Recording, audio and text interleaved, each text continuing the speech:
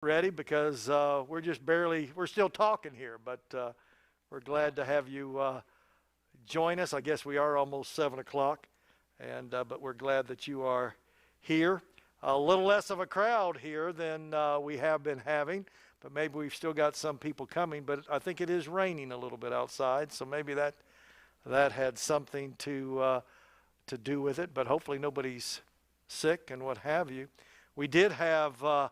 They called me today, and if you're watching Fredericks, we're so sorry that you're at home. But Dean called me today, and they have COVID. And Dean thinks he got it at work and brought it home.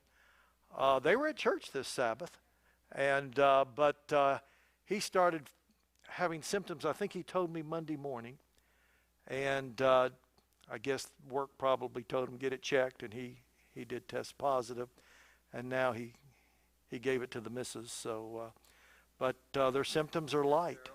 Their symptoms are very light, and so he hopes to.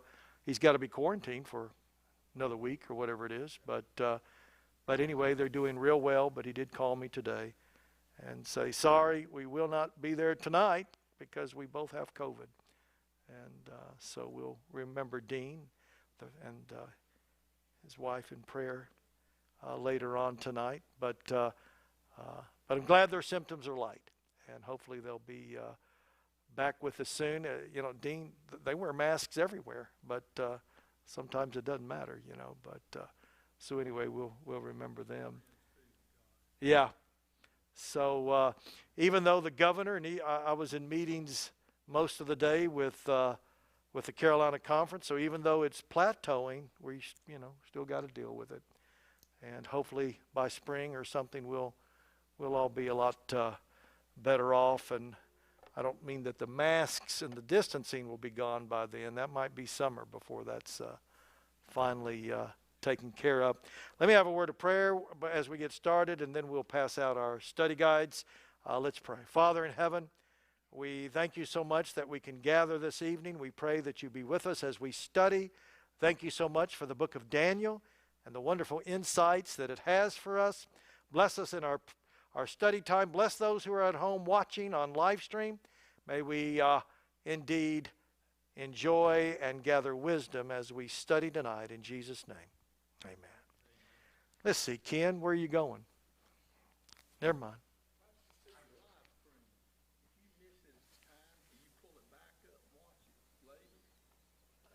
Can they do that, Ken? You can. I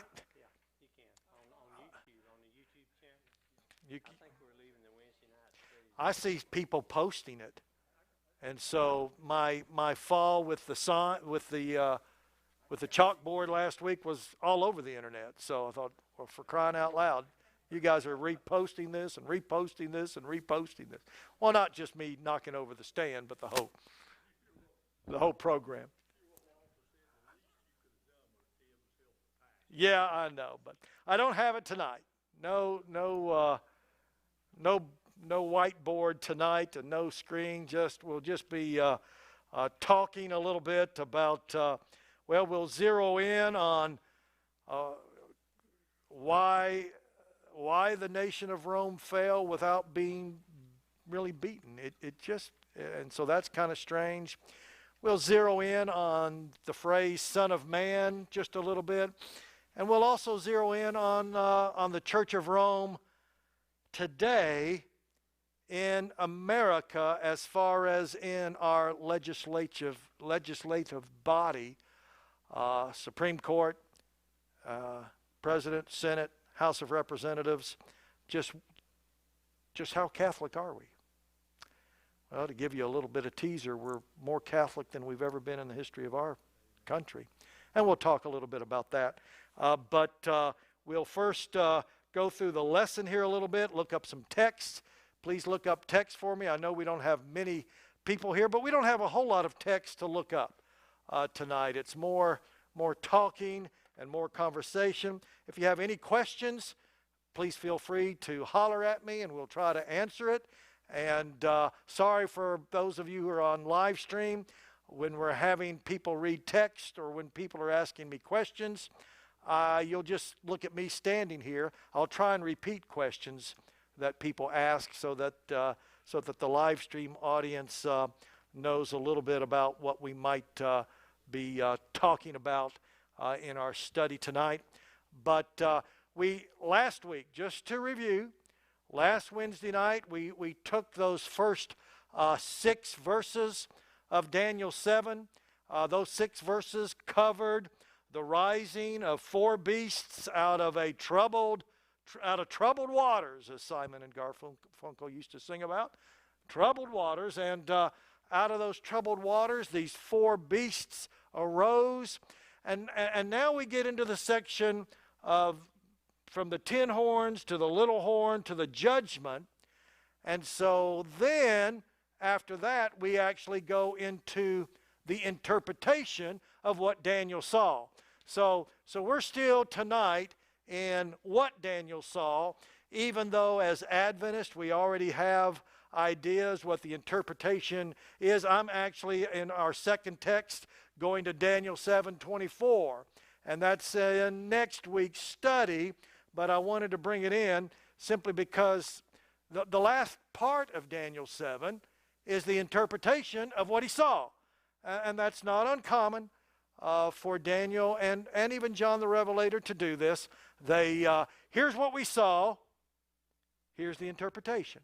And so we are still in here's what we saw portion of the chapter. Last week he saw 4 beasts rise up. We identified those beasts, even though they're not identified really to the last half of the chapter, but of course we know them and he had this vision in the first year of Belshazzar. Daniel 8 will be in the 3rd year of Belshazzar. But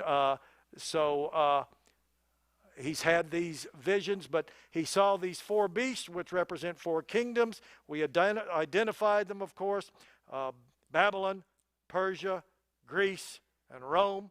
Same 4 that were in the metal man. Now we're into the 10 toes of the metal man, the 10 kingdoms, the 10 horns that come up on the back, or the head, I should say, of this horrible beast that Daniel just doesn't even know what to describe it. It's the beast of the Empire of Rome. It's too ugly. He's never seen anything like it. While the others were, what were the other 3? A lion, a bear, and a 4-headed leopard. Now, I haven't ever seen one with 4 heads, but at least to Daniel, it resembled a leopard and a bear, and of course, and a lion. This beast compares it to just ugly, just horrible. That's all he could, because he's never seen quite anything like it. So that's what we did last week. We identified, or we know the 4 empires came up during this troubled water, one after the other. Now, what happens to Rome? And we start with Daniel chapter 7, verse 8. So someone read just that one verse. Daniel 7, verse 8.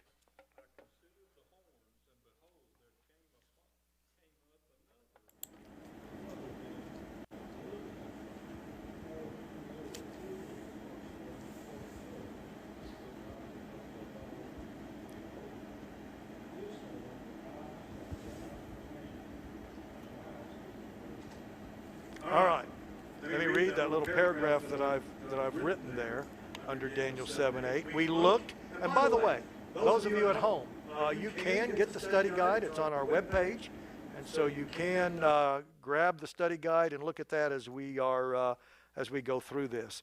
We looked at the 4 beasts. This was last Wednesday, that represented the empires that would rule over the world. They were Babylon, Persia, Greece, and Rome. In vision, Daniel sees 10 horns on the beast that represents Rome.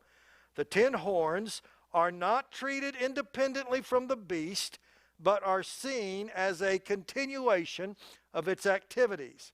The horns correspond to the feet, to the toes of the image, and represent the nations that would arise from the ruins of the Roman Empire and would maintain Roman civilization to a large extent, would maintain Roman civilization to some extent. It's a continuation. It's not a new beast, is it?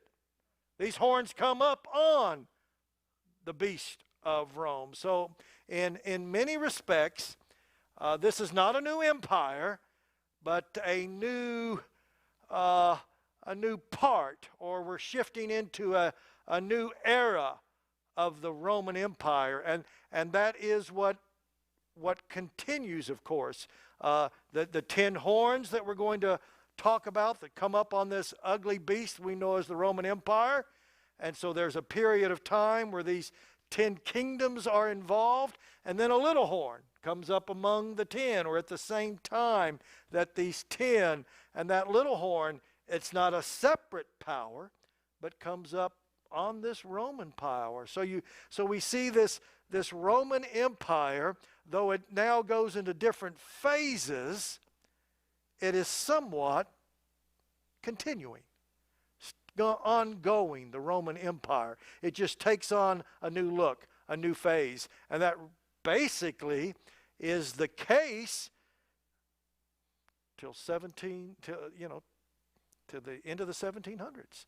That we have some phase of the Roman Empire in place until the Pope himself is arrested by Napoleon, and that brings an end, at least, as far as we have this continuation of this Roman Empire. So look at Daniel 7:24. I know we're going to hit this next week, but this gives us a little extra information that we kind of need to continue. So someone read Daniel 7:24.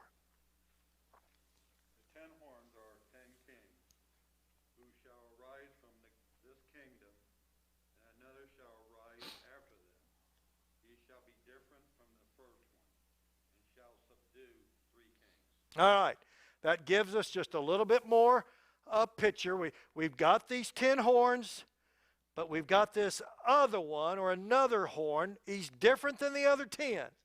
That much we know just from that one verse.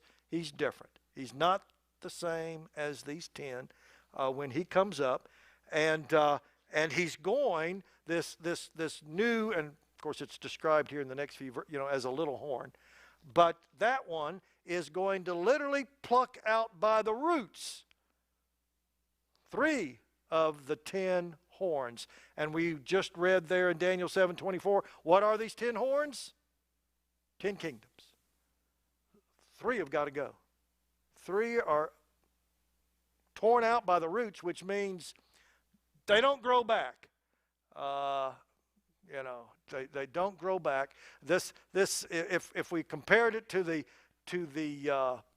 image that Nebuchadnezzar saw, well, he's only got 7 toes left, is what we're saying here. Only 7 toes remain of the 10, and those 3 toes are not going to grow back. And we're going to look at this in just a moment. The 10 kingdoms which arose are the results of the breaking up of the old Roman kingdom. Here they are: the Huns, the Ostrogoths, the Visigoths, the Franks, the Vandals, the Hurii, the Burgundians, the Suevi, and the Anglo-Saxons, and the Lombards. These were the barbarian tribes from the north of Europe and Asia that would sweep over the Roman Empire between the years 351 to 483 AD, crushing the empire into 10 parts. Now we come to the main subject of Daniel 7. Who is this little horn? Surely God's word will not hide the truth from us. All the details so far have laid a foundation for our understanding of who or what this power is. So we know these 10 horns, we know this little horn. They came up during the Babylonian Empire? No. Not during the Persian Empire, not during the Greece, not during the days of Alexander the Great. They did not come up to the Roman Empire. And that little horn does not come up till these 10 kings, 10 kingdoms are in the mix. They don't come up until these 10 northern tribes, and history, by the way, is very clear on how this happened. It's you think, well, Steve, you're just getting this from the Bible. No. Every history book has the same story. And in fact, you can read from Edward Gibbon, who wrote the history of the decline of the Roman Empire. The man didn't have a religious bone in his body, but I tell you, it looks like he's quoting Daniel 7 all over the place. But he had nothing to do with religion, but he was. Now, Johann Masum, the German Lutheran historian, he was a religious man, and he also in the 1600s would write down the same information that Gibbon would write. Gibbon was just, in fact, some scholars don't even like Gibbon's work because it does match the Bible just so very well. He had, I think it's 6 volumes that he wrote there in the 1770s, and he only lived to be about 48 or 49 years old, but he wrote extensively on the decline of Rome, and in fact, he's the quintessential writer of the decline of the Roman Empire, and much of our information comes from him. Now, I want us to look at Daniel 12, verse. Did we read Daniel 12:4? No. I want us to skip to Daniel 12:4 just for a moment. I know we will get to that weeks from now, but let's go ahead and read Daniel 12, verse 4.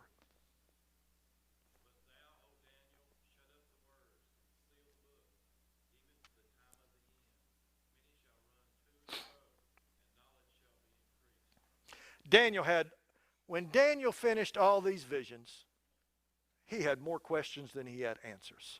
Now, he got some of it. He was astounded by the length of time that this little horn power was going to be able to say horrible things against God. That astounded him. But he had no idea what the little horn power was or what it would be. And God says, it's not for you to know. Seal up the book. We're going to talk about this. When did it say, Neil? End of time. Now, let's couple that with Revelation 10, verse 1 and 2. Just to make sure we have an understanding. And I saw another mighty angel come down from heaven, clothed with a cloud, and the rainbow was upon his head, and his face was as it were the sun, and his feet as pillars of fire. And he had in his hand a little book open. What was it? Closed or open? Ah.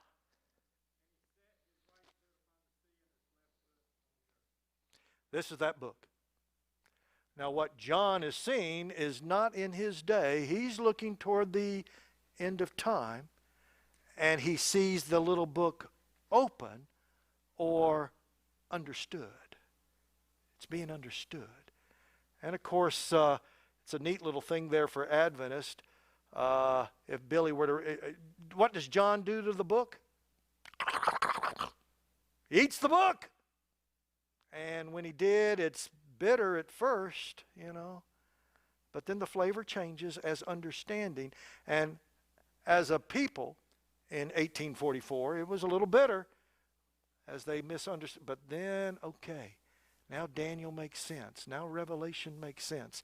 And so it's quite a remarkable thing here. But the book of Daniel is no longer a sealed book, for we have reached the time of the end when it is to be opened. Daniel watched, and behold, there came up among them, the first 10, another little horn, before which 3 of these 10 horns were plucked up by the roots. Rome was dropping into ruin, and we're getting ready to talk about this. Her cities had been sacked, her government broken. Arthur Stephen N. Haskell, a book that he wrote in the early 1900s, I think, maybe 1908, 1909, but describes the rise of the horn like this. As from the decaying log of the marsh, the mushroom springs up in the night, gaining its life from the decay. So there arose in the Roman Empire a power which was nourished by this national decay. That power was the little horn known as the papacy. Every time I've read that, I've loved the way that's described. A mushroom comes up out of the decay of a log, and that's this little horn. That as Rome is decaying, there's this little horn that feeds and comes to power on the decay of Rome. 3 of the 10 horns would not submit, and like I said, we're getting ready to talk about this a little bit. 3 of the 10 horns would not submit to the authority of the papacy, while the other 7 were impressed by the pomp and ritual services of the papacy. The 3 tribes that Emperor Justinian and others, but I just used his name, would destroy were the Heruli, the Vandals, and the Ostrogoths. These 3 would not bow the knee to the church.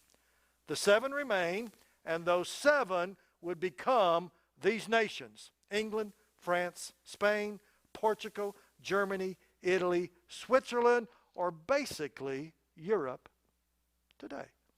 Those 7 toes, those 7 horns that still remain, they're still here. Now, of course, in other places it does say, remember Nebuchadnezzar's dream, they won't stick well to each other anymore.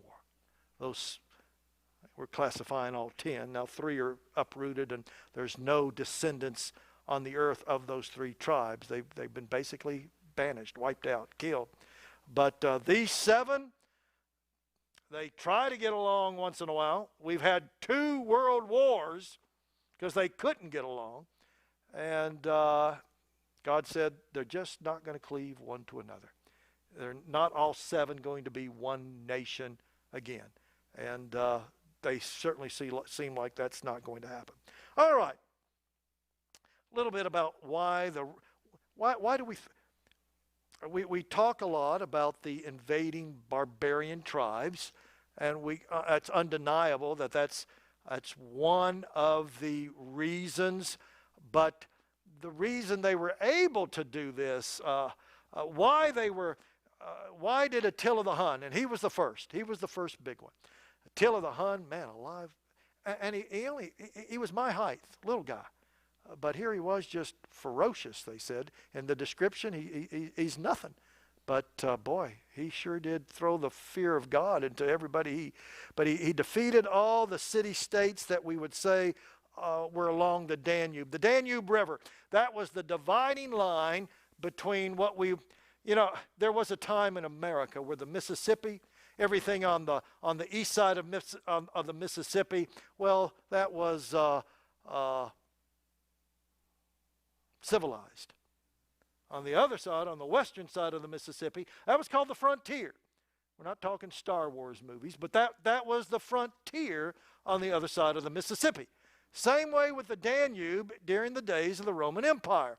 The Danube, which it stretches up there, the Baltic states, Romania, and up through there, but below it is Greece and Italy.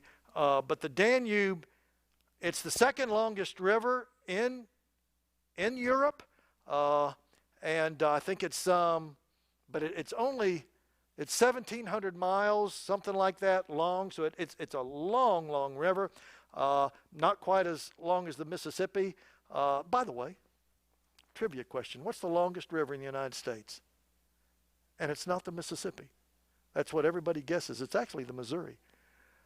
Missouri is a little longer than the Mississippi. Not all that much longer, but the Mississippi is 2,300 miles. Do you know the Missouri is 40 miles longer? It's that close. So Missouri hates that Mississippi gets all the print when they're actually longer by 40 miles.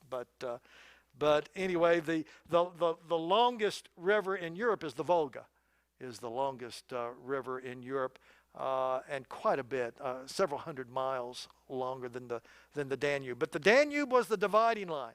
But then Attila the Hun, he defeats all these little city-states along the Danube, and then has the audacity to cross the Danube into civilized Roman Empire. And he does it twice. He never really gets... He gets whipped one time. He goes back across the Danube and gets his forces ready. He starts defeating the Ostrogoths and other nations. And then at the age of 49, he dies. And basically the Huns disintegrate. But the other tribes do not disintegrate. And the Huns that are left over do kind of join some of the other tribes, and they still invade Rome, but nothing. Attila, he was going to be something. But now these other tribes begin to seep into the Roman Empire. But the question's got to be asked, why were they able to do that? What had happened to the Roman Empire? I mean, this is the most ferocious, unbelievable nation of the world. It's covered more territory, and that is part of the problem. Their vastness was also part of their undoing. But you had the invasions by the barbarian tribes. No doubt about it. That was part of the reason Rome fell. But it was after economic troubles, over reliance of slaves. You couldn't get dressed. A woman in the Roman Empire could not get dressed without a couple of slaves. I think I get dressed just fine in the morning without a slave, but they could not. They could not get dressed without a slave. Slaves did everything.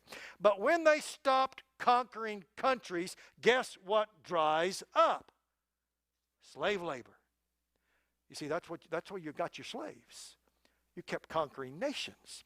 But now they're spread thin. I mean, their nation is huge. They do not have slaves constantly.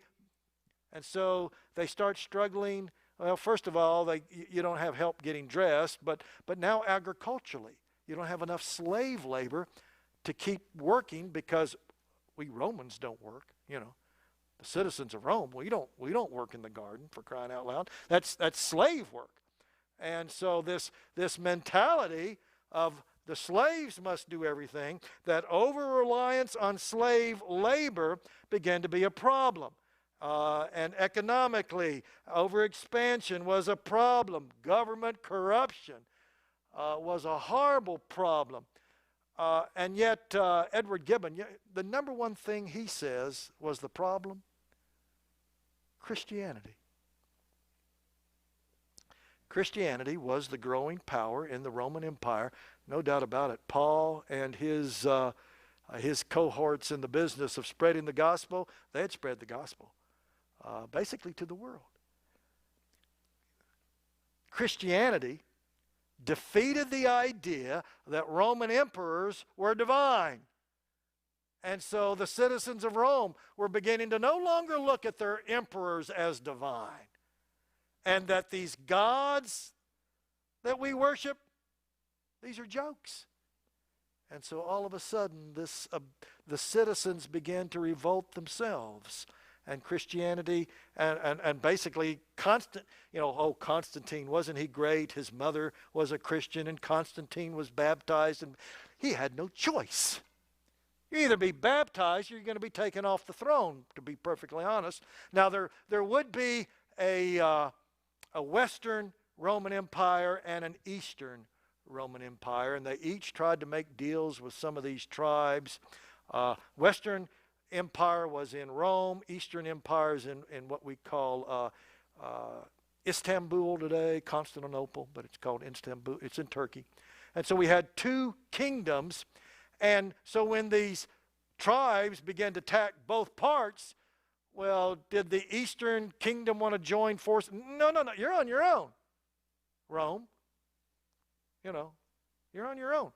And so Rome would be sacked by the Ostrogoths and then by the Vandals. I mean, Rome, sacked, taken over by these what we call Germanic tribes. And so they began their invasions began to take over.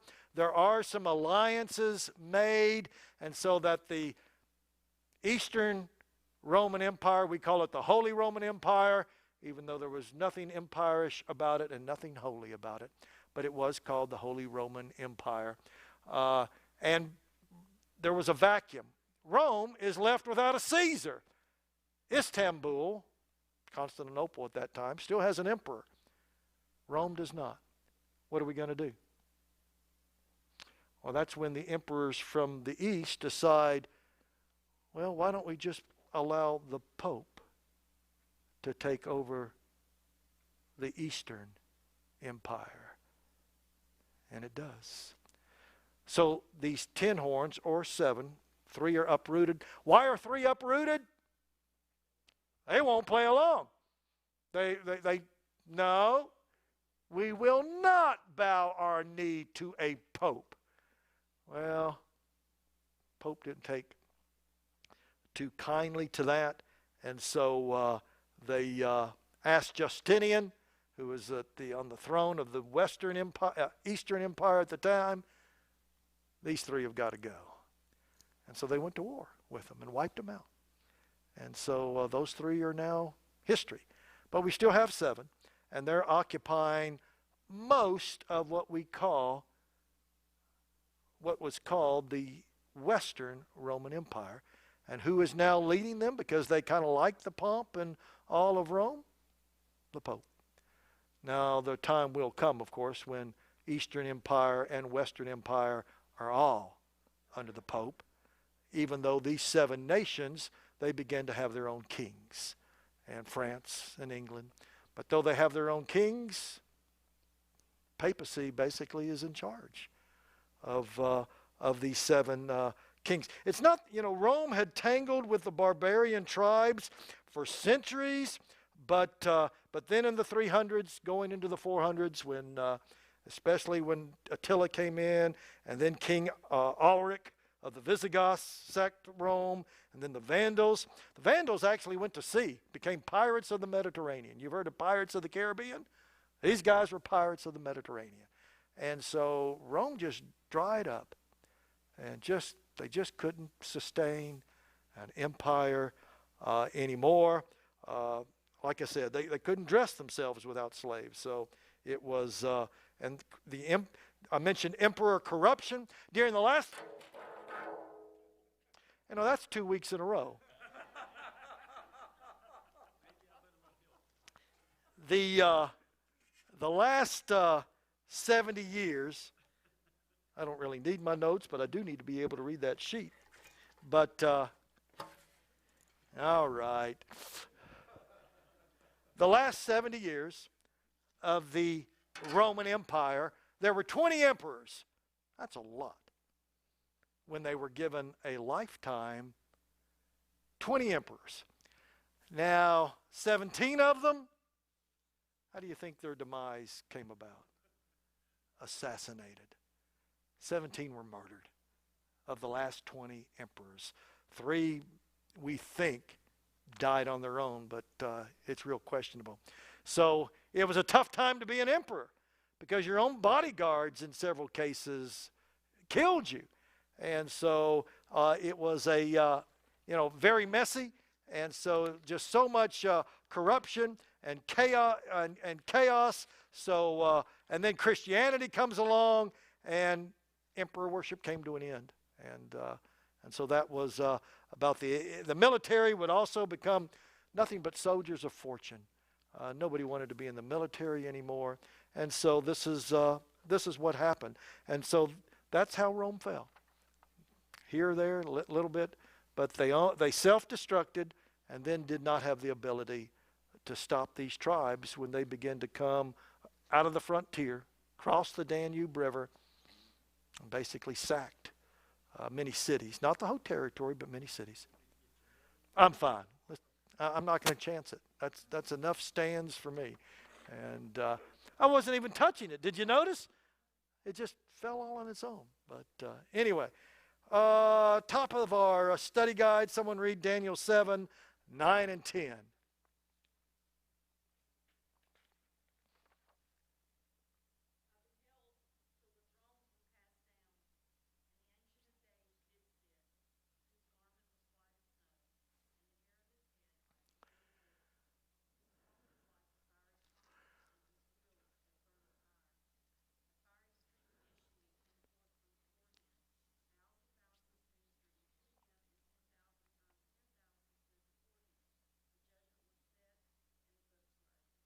All right, the scene changes, doesn't it? Daniel, he's seen the 4 kings come up out of troubled waters, 4 kingdoms. He now sees the 10 tribes or the 10 kings come up, somewhat of a continuation of the Roman Empire. Then he sees a little horn come up, And also, there's a continuation of the Roman Empire. But now that scene is interrupted as we go way north to the heavenly kingdom. And so the vision changes. He'll come back to the interpretation. We'll get to that next week, even though as Adventists, of course, you are familiar with much of the interpretation. The little horn and its elements are interrupted in the vision, and the scene changes. Daniel in his vision was shown not only earthly kingdoms and powers, but after listening to the voice and looking into the eyes of the little horn, which spake great words against the Most High, his attention was called to scenes in the heavenly court, which would transpire simultaneously with the fulfillment of the prophecy concerning the nations of earth. Now the man Daniel sees a scene of overwhelming grandeur with God, the Ancient of Days, as supreme judge, seated on his throne in the heavenly court, surrounded by myriads of angels. The prophet saw the Ancient of Days, which literally, when you read it in the Hebrew and the Aramaic, one advanced in days, a symbolic description of God the Father as a wise judge, moving to where the judgment will take place. His movable throne was like a chariot of fiery flames with wheels of burning fire. Similar to the movable sapphire throne Ezekiel saw in vision. You've probably read that. It kind of reminds you of this. The emphasis is on the brightness of the throne.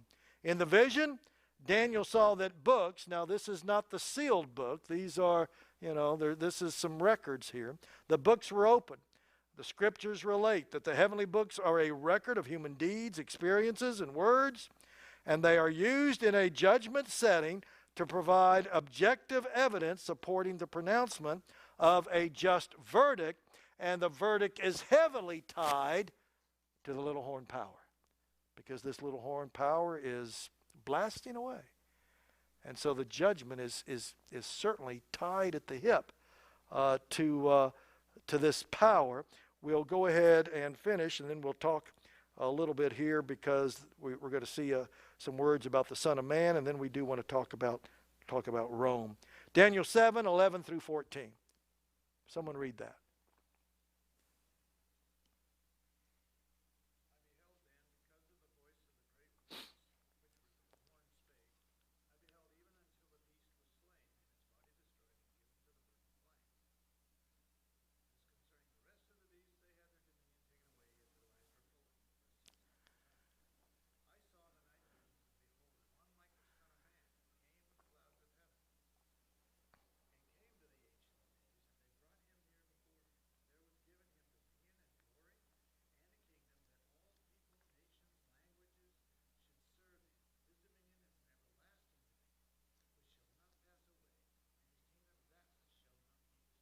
All right. Good news that through all this chaos, God's going to fix it all, is basically what this tells us. But you see a phrase there, Son of Man. It's a favorite phrase that Jesus uses, but also the gospel writers. Look at John 1:1. Let's just read a couple of extra texts here that's not in your study. John 1:1. What does that say? And then someone turn to John chapter 1, verse 14. So someone look at John 1:1 and then John 1:14.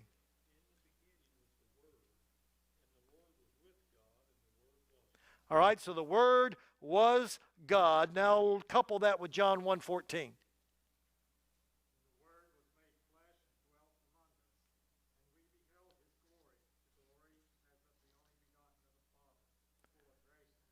All right.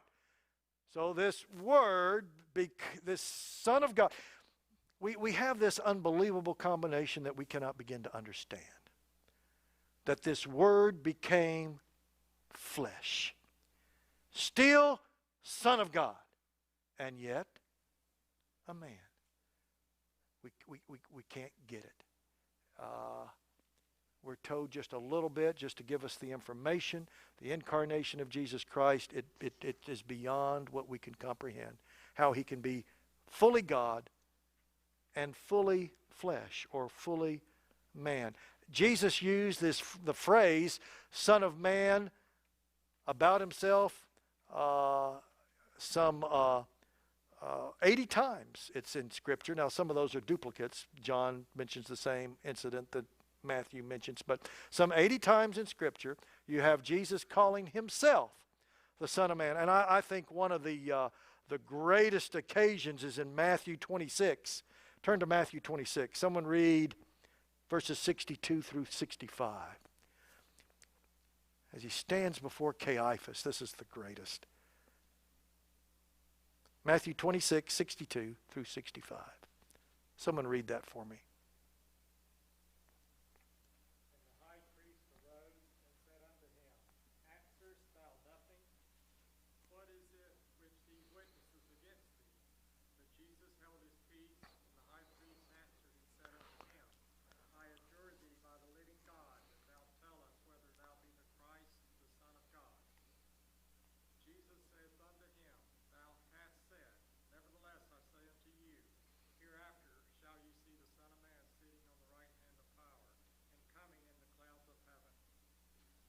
Then the high priest rent his clothes, saying, He hath spoken blasphemy. What further need have we of witnesses? Behold, now ye have heard his blasphemy. Why did Caiaphas tear his robes? Because Jesus called himself the what? Son of Man. And where did he get that? Daniel chapter 7. It's a direct quote. Caiaphas knows what he means when he says Son of Man, because when Daniel sees the Son of Man, he's in heaven, right? I saw someone that looked like the Son of Man. Daniel never saw him, but he was in prophecy certainly shown what he needed to say. He needed to say Son of Man. He does, and Jesus uses it when he stands there before Caiaphas.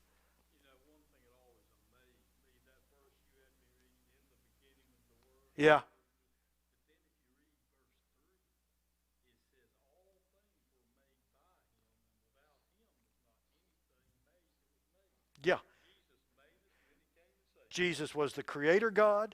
You know, we think the God of the Old Testament, oh, that's a horrible God. It's Jesus Christ for the most part. Jesus was on Mount Sinai with Moses. That was Jesus. Not the incarnate, not the flesh Jesus, but the Son of God Jesus. He was there. And so much of the time when we look at God in the Old Testament, it was Jesus. But he was in the beginning. He is the creator God.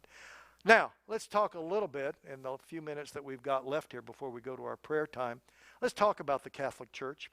And just to give you a little bit of sense where we're at in politics in America, not that politics, I don't know how many times I have to say this, but the end of time is not politics. The end of time is worship. Who will we worship? Now, does that mean politics won't be involved? Well, no. Politics will play a part. Never has the Catholic Church so dominated the legislation of America than it is right now. Now, this is the second time that a president has been Catholic. When was the first? Yeah, JFK. John Kennedy was a Catholic. When John Kennedy became president in 1960, Pope, what was his name? Pope John the 23rd, I believe. Way up number. Pope John the 23rd had been a pope since 1958. Kennedy had not met him. They didn't know each other. And Kennedy really, as he was running against Nixon, if you'll remember, those of you who were around then, if you'll remember, he basically distanced himself. And he made it perfectly clear, I am not the Catholic candidate running for president. And so he wanted to make it clear, I'm a Catholic in religion, but I'm not in my politics. And so Pope John the 23rd, he and John F. Kennedy really didn't know each other much. Now, when Paul VI, the Pope, Pope John the 23rd died in July of 1963. And so a new pope was elected, and I forget where he came from.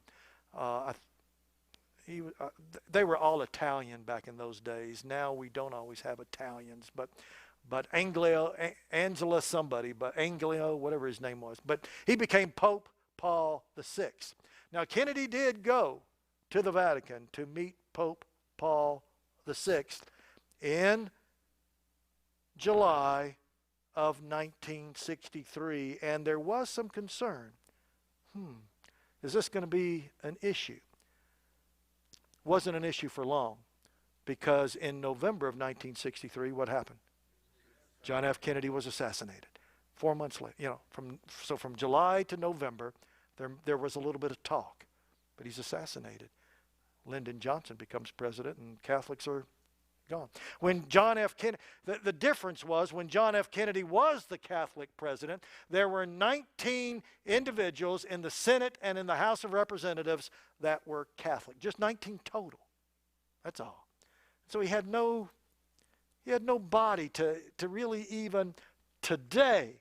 Of course, Joe Biden is president. He's a Catholic. Kamala Harris is not, although her biggest client as an attorney is the Church of Rome. That was her biggest client, was the Church of Rome. She defended priests in sexual cases. They were her biggest client.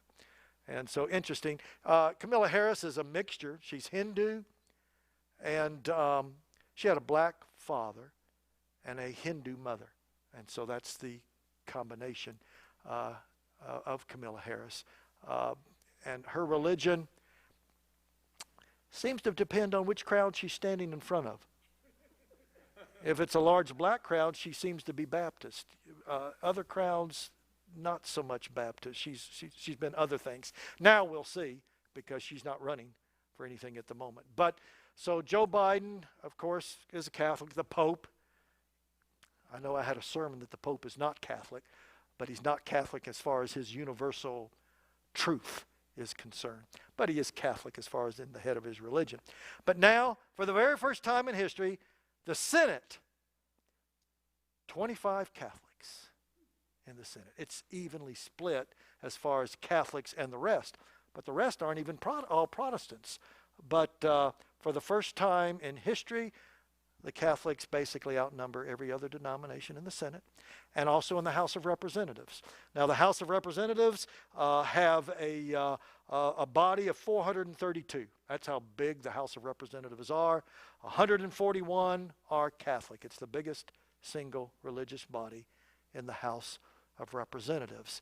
And so it's grown. By the way, did you know we got 2 Adventists elected in the House of Representatives this year? A individual from California, a Democrat, is an Adventist, and a individual from Texas, a Republican, is a House of Representatives. Two members of the House of Representatives are Adventists. Interesting, but once Raul Ruiz, I wrote his name down. California, 36th District of California. Sheila Jackson from Texas, the 18th District, wherever those are at. I didn't look them up to where they were at. So Rome does dominate the Supreme Court. What do you think? I think it's 6, but maybe it is 7 now with, what's the lady's name? I think you're right. I think it now has jumped to 7 of the 9 Supreme Court justices. When John F. Kennedy was there was one Catholic on the Supreme Court. And so it just didn't seem all that big of a deal. But now the legislation of America is quite Catholic. Again, end of time topic is not politics, but it is worship. And so though I say, well, you don't have to worry about politics, but the Church of Rome is involved in politics, and the Church of Rome is involved in religion. And so we can, interesting times.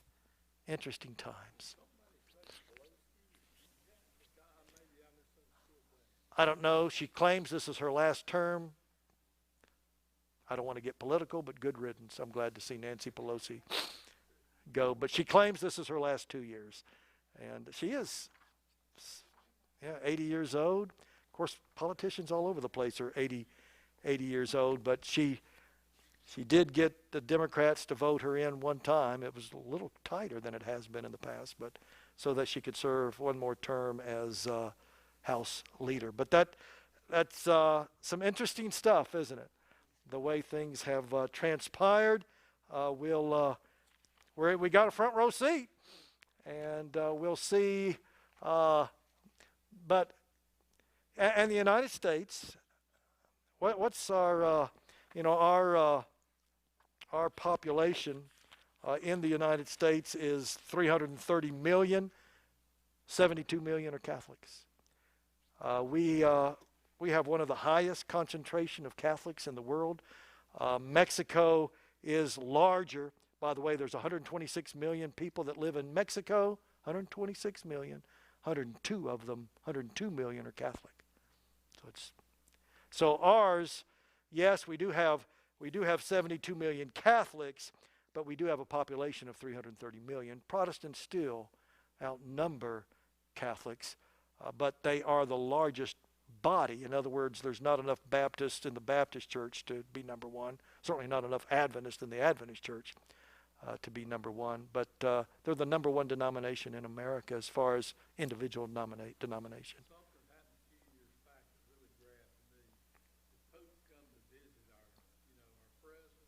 I forget which one he was, and our president called him the Holy Father. Oh yeah. Well, they've really been pretty friendly since Ronald Reagan. Pretty friendly since Reagan initiated or recognized the nation called Vatican and started diplomatic relationship. And ever since then, they've well, that's the one I count. But interesting to see how this is all going to unfold. But time for our prayer requests. I mentioned the Friedrichs have COVID, and so we want to remember them, although they are both doing well. Dean thinks they got it at work, and they're both doing fine. He feels like his symptoms are... did we turn this off? We're going to turn you off on live stream.